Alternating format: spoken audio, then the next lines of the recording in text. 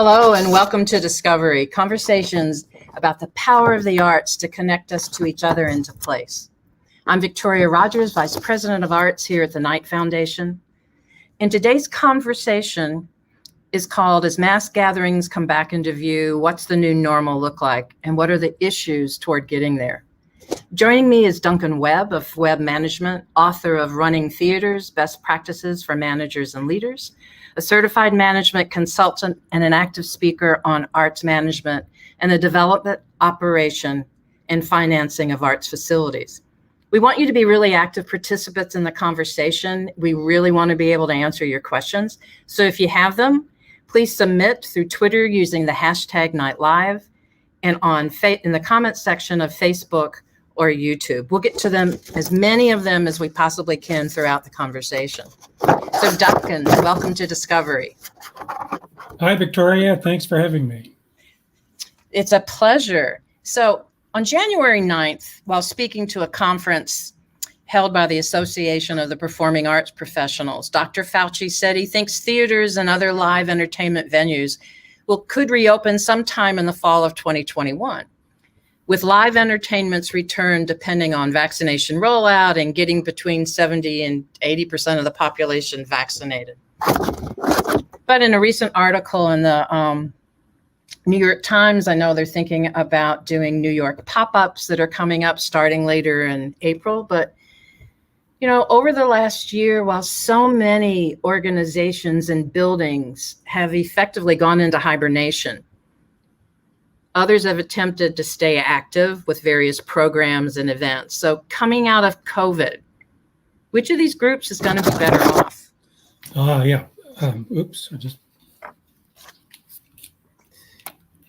I always do that.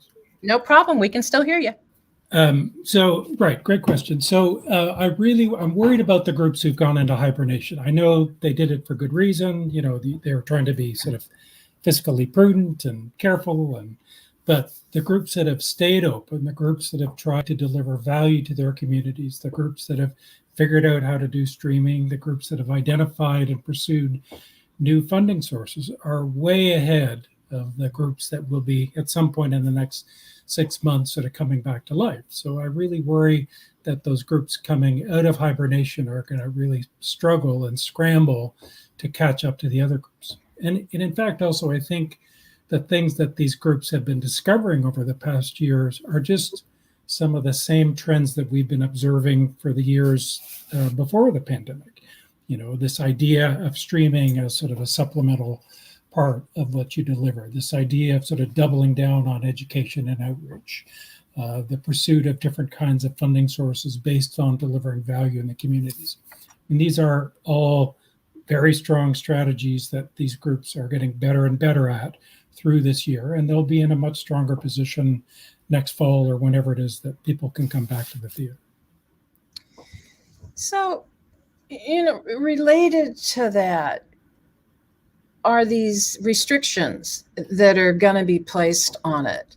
So again, referencing the article in Theater Guide, it said that 30% of maximum occupancy or 50 people, looking frankly at which they think would be the best way to come back into this. But live theater, a maximum of 150s, with attendees possibly having to prove that they've been vaccinated or at least to provide a negative COVID test.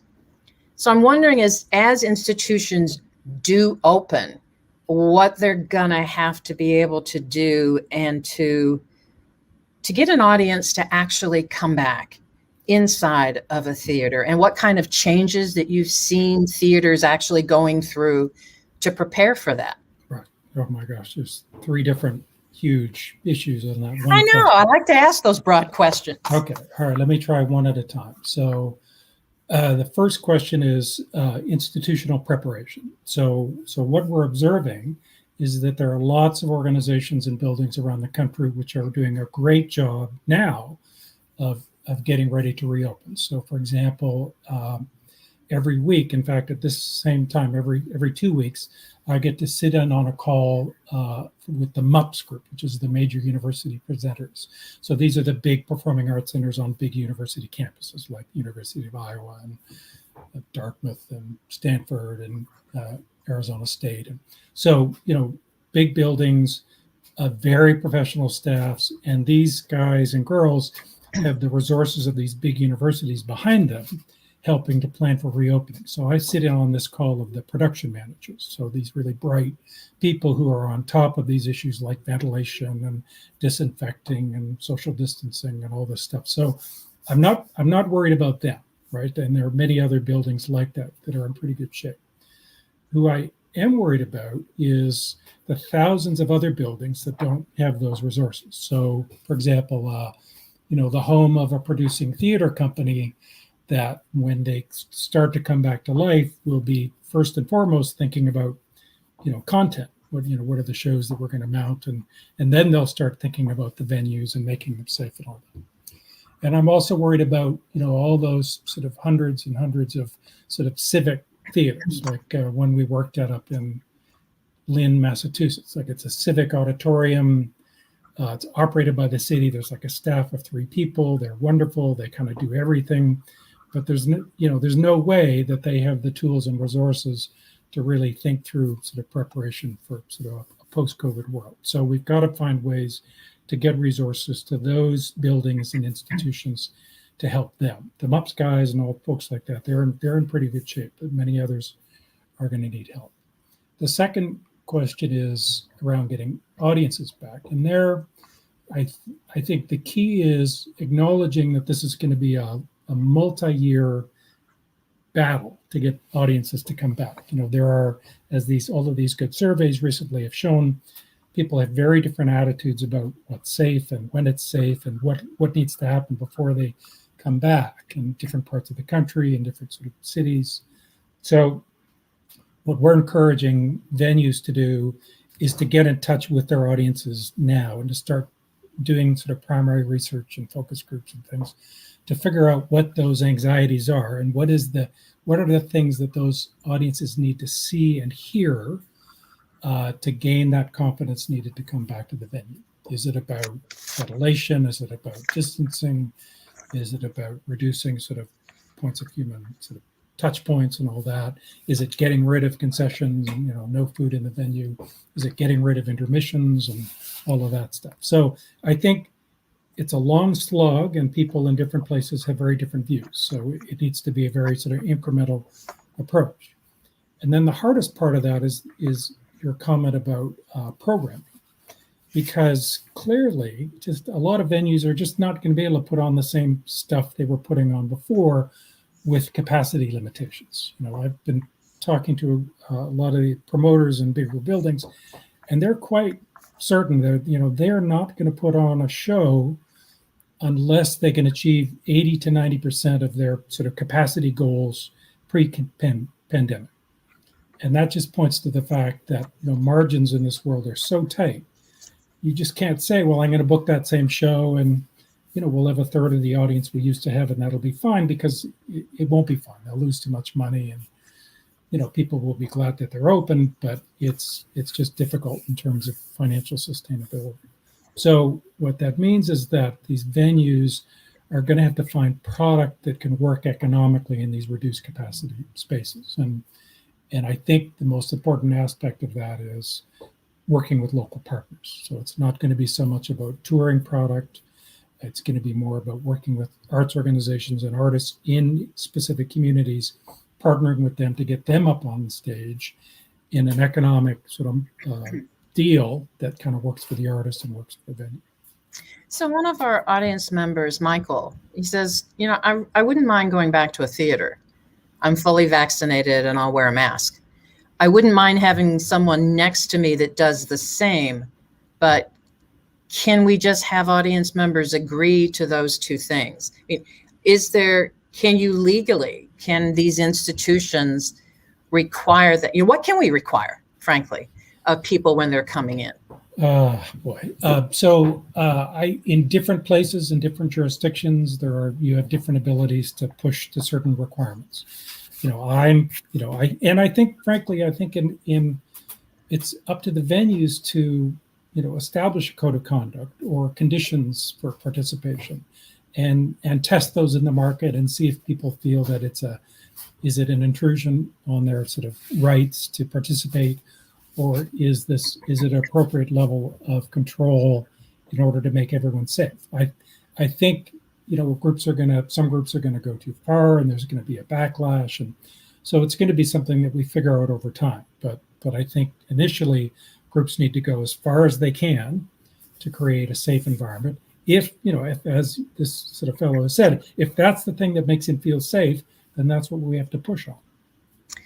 So Duncan, in sort of midway through some of the bleakest months of the pandemic, you started to see articles and even TV shots of theaters that were removing seats, that were putting up plaques, that were any of them that were actually trying to perform, whether outside or very limited inside, having daily COVID-19 tests for their actors, for the creative teams. What have you seen people doing to accommodate? And then the second part of that is, in so many of our cities, we have massive performance halls, whether for orchestras or ballet companies, or even for theaters that seat 1,200 people, in some cases 3,200 people. So sort of across the board, what are you seeing that these institutions are doing about their physical spaces? Well, there's not a lot you can do in those large sort of fixed form houses. So, I mean, it's the larger the capacity, the more flexibility you have for social distancing. So that's good.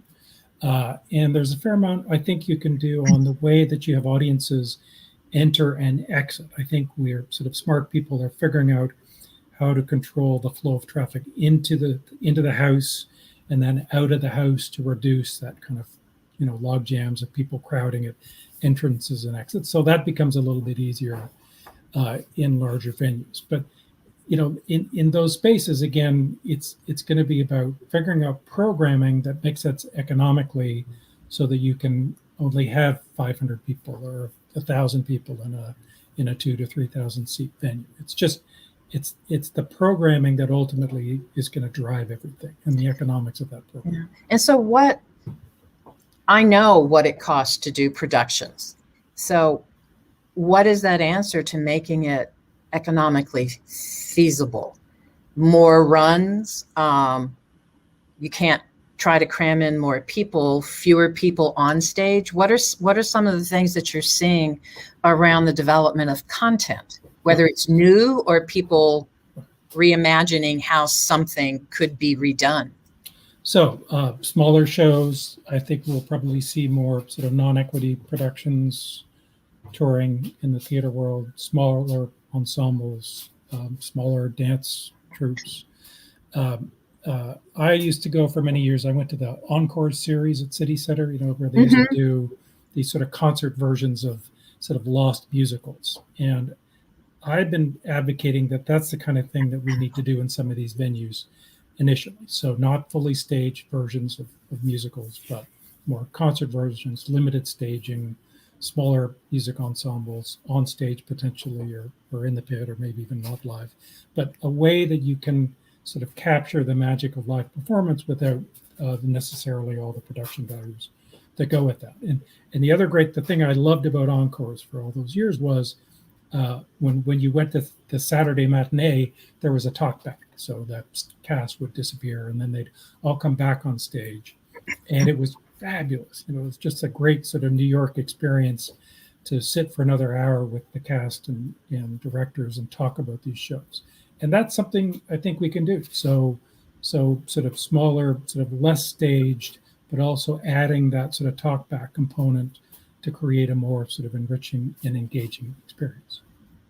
That was one of the things that, well, I'll get to that in a minute. But here in Miami, which is, where the foundation is based, Miami New Drama has really tried some interesting things. And one that they got a lot of play in the New York Times was for their production of the 7 Deadly Sins. And they actually used vacant storefronts on Lincoln Road on the beach. Mhm. And you sat in a pod, socially distanced, and you moved as a group from one to the other. But it was the stories were so well written and amazingly acted. It gave support and financial support to artists for not only writing these productions, but for actually performing them as well. People felt safe. So that's one that I saw. I also was able to attend one of the few outdoor nutcrackers, in this case presented by the Miami City Ballet out in Doral, which is another city outside of Miami proper. But what was so interesting about that was the entire first act was actually digital. It was from pre-recorded from the previous season when all the costumes had changed, done by Isabel and Ruben blanking on their last names, designed by them. But people didn't really know the difference for the first half. The second half was live. And then we've seen some other things. Went the other day to another Miami City Ballet production that was outside on the Arsht Center. Mm-hmm. So many artists are just creative and have to perform and have to create. What are some of the other things that you've seen during COVID-19 that you think will stick around, or some that you thought were incredibly effective at keeping people connected to the art forms? Sure. So all of the outdoor stuff has been great, and I think and we'll see this spring, with New York City and other places are really sort of investing to support outdoor performances on sort of blocks of streets and parks and public spaces. So that'll be fun. But and maybe we'll see more of that in the longer term. But I think we do need to get back into the indoor performance spaces. And I think the things that matter are that coming out of COVID is that we've seen so many organizations start to invest more in education and outreach, and discovering that that's been a great way to stay in touch with their community and to deliver value. And I think the things that those groups have learned through COVID are really going to continue on. Then they will continue to invest in education and outreach, which is about access and equity and serving underserved communities. The funding community has responded very positively to all of that. So I think a lot of groups and buildings are motivated to do that. And that means a lot of outbound programming, not just inbound programming, but an art center delivering artists out into schools or neighborhoods and things. So I think buildings becoming sort of a hub out of which sort of creative energy flows. So that's a good thing. And then the other good thing, as you mentioned, is streaming. Everyone we've sort of jumped onto the bandwagon, but we're discovering that it may be a good place to stay for the long term. The technology is better, the platforms are better, groups are learning how to sort of monetize streaming in various ways. In many cases, not necessarily to the extent that's really required yet, but they're sort of we're heading in a good direction. In the same way that streaming like Netflix, they're figuring out now how to make more money out of it. So the monetizing part, I think, will come. We just need to keep sort of trying and experimenting and innovating around different ways to sort of drive earned revenue as well as contributed income. So streaming is absolutely here to stay. The thing that I'm still wondering about streaming is I don't think that we have sort of creatively caught up to the medium yet. I don't think that we have a lot of young sort of artistic souls who've really figured out how to take full advantage of streaming as a medium of expression. It's different than television. It's so how do you bring all of those sort of possibilities of streaming, like live and recorded and people talking over and behind and interviewing and bringing social media into it. I think there's a lot of great things that will hopefully happen in the next couple of years as the medium of streaming starts to mature. I think that I want to get into that with another question, but we're seeing the creation of performance that is designed for a digital audience, which is very different than streaming what is designed for a theater or streaming an orchestra performance that you're doing, and that there are nuances to that. And somebody emailed me the other day and said, so, if you're in a movie theater or if you're in a theater and the lights go down and you can feel the excitement and you're sitting with other people, it is that incredible, wonderful, visceral experience of the arts. Mm-hmm. But what has to happen if you're streaming something to create that? I don't care how large your screen is in your home, you're still distracted by the fact, at least I am. And so I think that there's a real opportunity for the design of things that are done for this particular, for an online audience. But I have a question from Michelle. With performing arts centers in other countries, such as Australia, opening up to audiences, is it possible that these centers in other countries could serve as a template or an example for what we might do here in the U.S.? Yes, and there's good research has been coming back from some studies in Germany recently about the relative safety of bringing groups together in theaters. But again, it's like with the Dr. Fauci's reality through the last year. I mean, to a certain extent, facts can get you so far, but it's really about people's beliefs and perceptions and emotions, because all of this is a very sort of emotional thing. Do I feel safe going there? Yeah. So we can have these studies, but I think it's like people need to see other people returning home safely from the theater and sort of reinforcing that idea, and then they'll come back. I want to say something more about your comment on streaming. It's to me, it's a lot of it is about finding new ways to engage audiences, Yes. because that's what you can do with that medium. So just as an example, I've been trying to help a group recently. They've come up with this technology that would allow somebody who's watching a performance to toggle between different cameras during the performance, right? Mm-hmm. So there are body cameras or cameras located in different parts of the theater, and the viewer gets to choose. So the viewer clicks on camera one to see that certain perspective that way. Then they can click to a body camera that's following a performer doing this. And I think that's something that will be very appealing to younger audiences, right? It's kind of it's sort of like gaming, right? They get to play, they're more actively engaged, they choose their perspective, and that kind of thing makes the experience more engaging.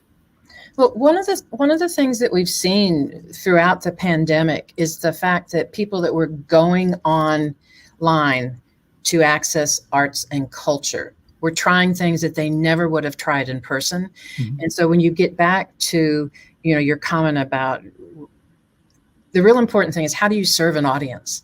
How do you invest in them, so in turn they invest in you? And I think that has to do with diversity and equity and listening and engaging your audiences in the conversation. So I think that there are a lot of ways that both funders can look at ensuring that there is equity as far as who is funded to do this work, but that the companies themselves really start to talk to audiences about what's important to them. What are we in the development, because arts has always told our stories, both individual and corporate. But I wanted to get to another question here.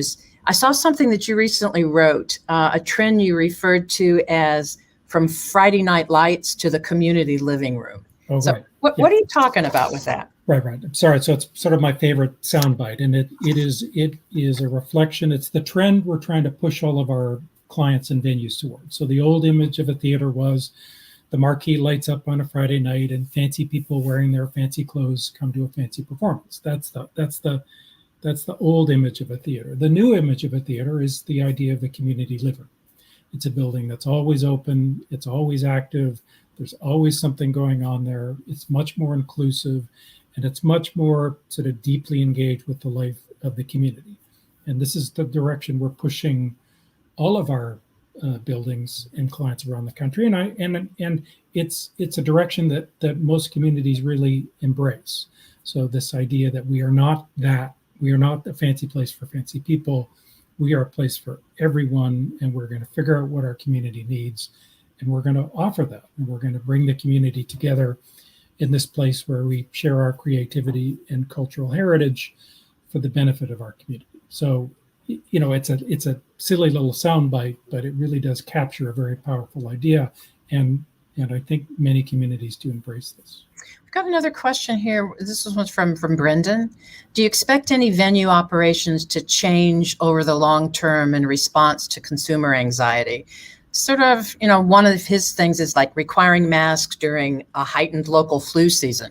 So let's say we're post-pandemic, but what are those things that you think people are really going to want to require before they're willing to come back into theaters? Yeah, I think the key is that theaters need to be able to change daily. We need to be able to respond to issues and anxieties and events that are occurring as they occur. Different perceptions about safety and security and all these things. So the old day where there was a little guilt sign painted that in the lobby that told you what you had to do, that's gone. We need to be able to change the rules and change how venues operate and change how audiences behave and how we respond to that as the world evolves and changes in a very sort of adaptive manner. So there's no more set of rules written down for all time.